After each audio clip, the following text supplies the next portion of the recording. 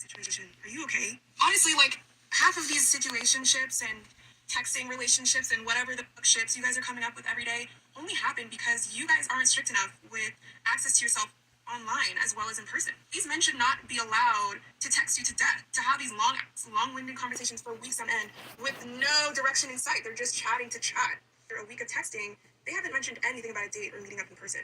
They're just FaceTiming you and texting you to death. Cut it off. Talking about the ones who claim to be your boy best friend and want to be seen with you alone all the time, going on dates, except you don't think it's a date, but they know that they benefit in the same way that they would if it was a date, except this time you're paying for yourself and you're being blocked because this man is not actually your man. I'll tell you guys stories from my own life. So I went on a date with this guy one time, and he was actually super sweet. It was like the first date I'd ever been on. It was this guy that I met on Hinge. He started texting me afterwards, and we would text back and forth a little bit, and then in my mind, I'm like, this guy hasn't mentioned anything about a date. He would just say, like, good morning, happy whatever holiday, this kind of thing. So I just stopped responding. Another time, I went on a date with this guy. I told him I didn't see anything with him, like anything romantic. And I told him he was great, wishing all the best and stuff. He's like, yeah, it's fine. Like, he took it well at first. And then suddenly he started trying to invite me to hang out with him as friends. And I told him, no, that's not a good idea because it was romantic before. And if you're not approaching me as a friend from the beginning, but you're switching it up only because I rejected you romantically, then that's disingenuous to me and it's not happening. He was like, oh, no, it's not like that. I don't have any attraction for you. Right. There's this guy that used to loyally reply to my stories. It's not a big deal for you to reply to my stories. This guy was always replying to it, like, with random anecdotes from his own life, like, oh, I went here once and this happened and that. First, I was responding, and then after a while, I was like, why is this guy talking? Like, what are we talking about here? Can you get out of my DMs? Like, please, leave me alone. I felt like I was being held hostage. I stopped responding. This man does not reply to my stories anymore. And you know what? Good. All right, Shalom. I'm going to give all praises, honor, and glory to Yahawah, Ba'ashem Yahushua, Ba'ashem Rakah, Quadash, double honors to the apostles of GMS, and a sincere Shalom to the brothers out here pushing his truth and sincerity. Even as the title of this says, men are refusing to chase women because of women like this.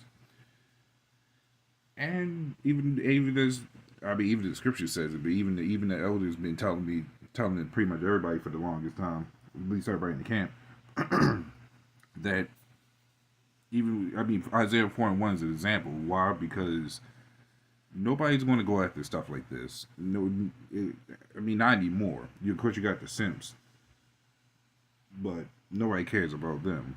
But the men that actually is getting tired of this, they ain't chasing women like this no more because you get more of a headache than anything.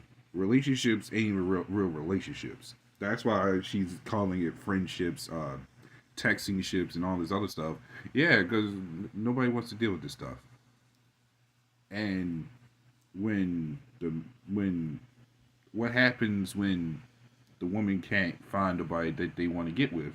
Well, they get high in their ass, they hold around, which they've been doing because freedom, quote unquote, which is sexual liberty, tells these women you can sleep with whoever you want.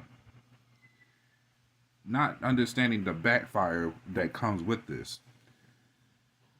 And this is why, I'm going to get this scripture real quick. This is Deuteronomy 32:7. It says, remember the days of old, consider the years of many generations. Ask thy father, and he will shew thee, thy elders, and they will tell thee. And and this doesn't even just mean your own fathers, and because when it comes to this day and age, you have male role models, or you actually have fathers, they'll actually tell you the game on how to deal with women. And from especially coming in this truth, you will definitely understand when you ask your elders, and they will tell you. Because even with my father, he's seen the reason that they will tell you at this point is no point in dealing with women, or just say don't even bother approaching women. Women will approach you, because women are the weaker vessels. Number one, they see the transition between their time and the newer generation's time, and the time after that. So they could tell you how to best navigate dealing with these women.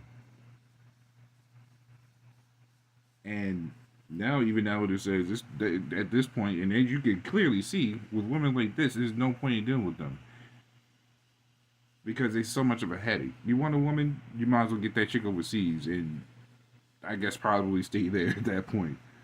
Or if you bring her over here, don't give her no television, or don't let her hang around any other women, because the mindset of these women is just terrible. This is why they can't stay or even they can't. This is why the man don't want these women. They won't keep them because they throw themselves away.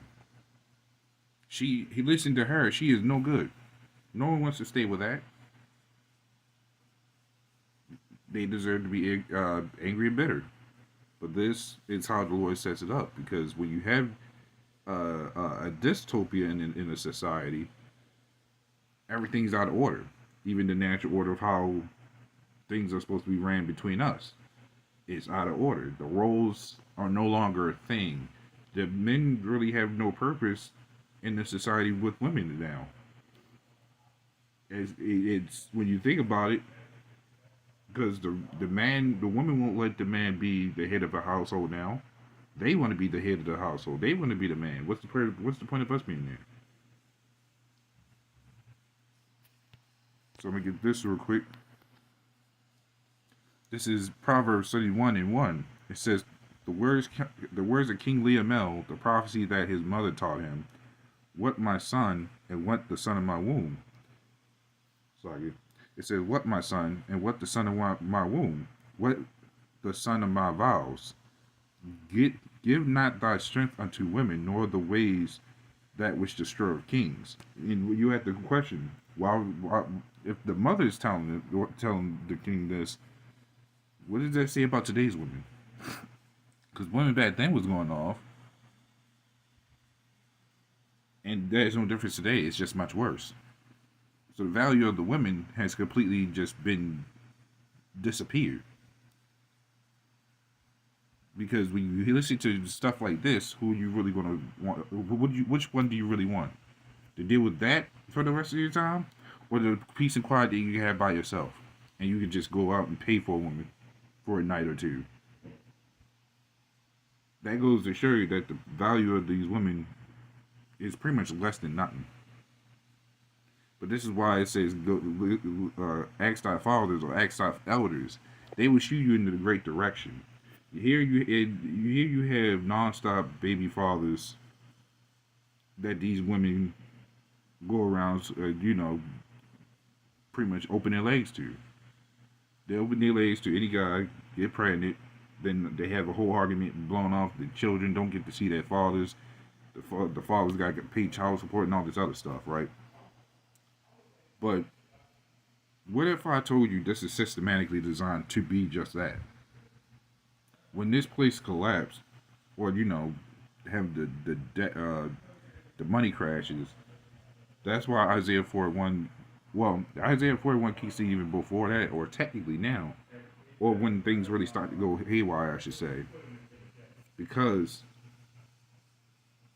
when the value on either side is not there, the women gonna go to the ones that actually knows how to do.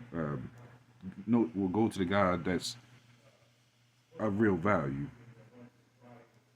But in order for that to happen, the woman has to be completely humble now, which means that pride they had in that money, their hair, their nails, and all this other stuff, being the head of the household, all that is going to be gone, because now they have to rely on their natural instinct, which is finding security.